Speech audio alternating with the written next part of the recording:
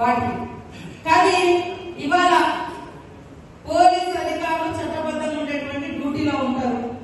వాళ్ళని బట్టలు ఇప్పేసి ఒక స్మగ్లర్ పాత్రలో ఒక స్మగ్లర్ పాత్రలో ఉండేటువంటి ఒక స్మగ్లింగ్ చేసేటువంటి హీరోలు పోలీస్ అధికారులను పోలీస్ స్టేషన్లలో బయట బట్టలు ఇప్పేసి నిలబెట్టి యథేచ్ఛగా స్మగ్లింగ్ చేసేటువంటి సినిమాలకు మాత్రం కేంద్రం నుంచి అవార్డులు వస్తున్నాయి. ఏం చేయాలి? ఇలాంటిదేనా ప్రోత్సహించేది? ఏ సినిమాను మేము గౌరవిస్తాం.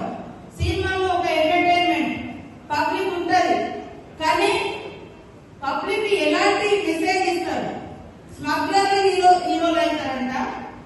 ఒక అవేర్నెస్ ఇచ్చేటువంటి లాయర్లు జీరో అయితే ఎట్లా?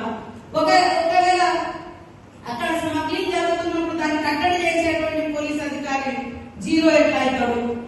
ఇది సమాజం ఆలోచించాలి.